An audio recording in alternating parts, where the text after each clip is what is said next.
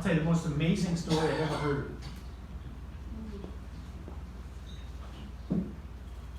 So Auschwitz is a concentration camp in Poland. Probably 3.5 million people died there. I've been there 3 times. I never want to go again. It's haunted. It's hell on earth. It was built to degrade people and to kill them. The Commandant of Auschwitz was a Catholic. He was raised in a very strict Catholic family. When he was a young boy, he went to confession, and he thought the priest told what he had revealed in confession to his parents, and so he made a decision never trust a Catholic priest again. Shortly after that, he just walked away from the Catholic Church.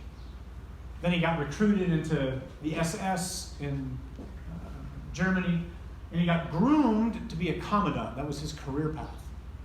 So he served in 2 concentration camps before he went to Auschwitz. He was the head of Auschwitz from 1940 to 1943, and again in 1945. When they finally caught him, he admitted he didn't repent, he didn't ask for forgiveness, he didn't say he was sorry, he just admitted that he was personally responsible for 2.5 million people's death. One of the things that the Germans would do in World War II is they would go into a territory and they would arrest all those who were influencers. So oftentimes teachers and politicians and clergy. So one of the things that the Commandant from Auschwitz did when he got to Auschwitz was he went into Krakow in Poland and he arrested all the Jesuits. This is a picture of one of the Jesuit houses. All these guys, except for the guy on the left, they were arrested one day and sent to Auschwitz. And the guy on the left, his name was Father Vladislav Lone. He was the superior of the house. He was like the pastor of the house. And he came home from wherever he was that day, and nobody was in the house, and asked the neighbors, where did everybody go? And they said, well, they were arrested and they sent them to Auschwitz. So Father Lone broke into Auschwitz and turned himself into the guards. We looked at him and said, what are you doing here? And he says, you arrested my brothers. I want to die with them. They looked at him and said, you're nuts. They brought him to the Commandant. And the Commandant looks at him and says, what are you doing here?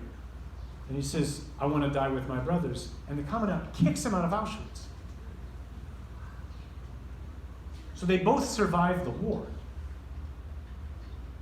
Both the Commandant and Father Lone. The British catch the Commandant. They beat him badly. They send him to a town in Germany, Nuremberg, where the trials are for all the war criminals, right?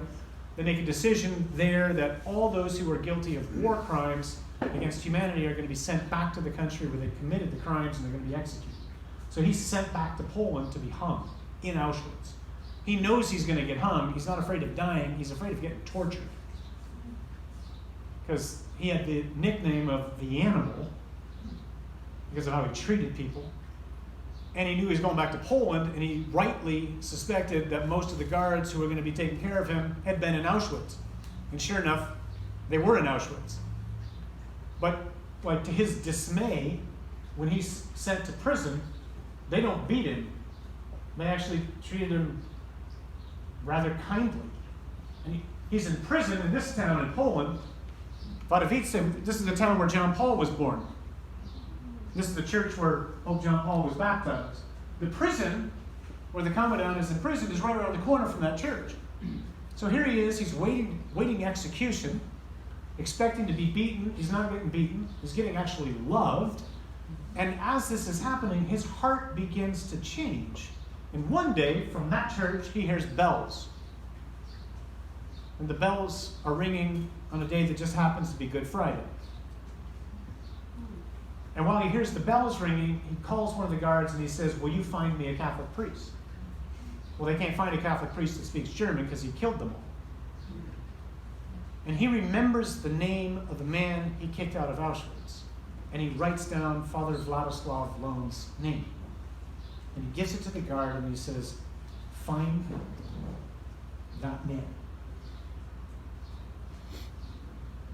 Well, that man just happened to be praying in front of the image of Divine Mercy,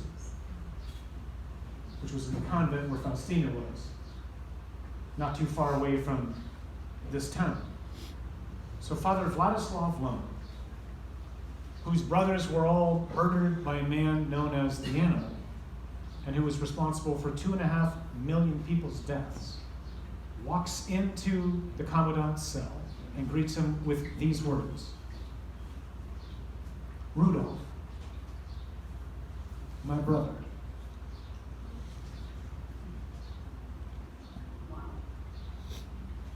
Exactly. Wow. Here's his confession. Comes back the next day, brings the Eucharist. Lone said afterwards, "Never in my life have I ever seen someone receive the Eucharist as devoutly as that man." The guard said afterwards he fell to his knees, began to weep, and received Jesus. The next week he was hung. When I heard that story, it was as if I saw Jesus like trash-talking Jesus, or trash-talking Satan, as if to say, you can't even have him. You can't even have the Commandant of Auschwitz. I'm going to take everybody from you, because I didn't make anyone to be with you. We need to be agents of reconciliation in this country.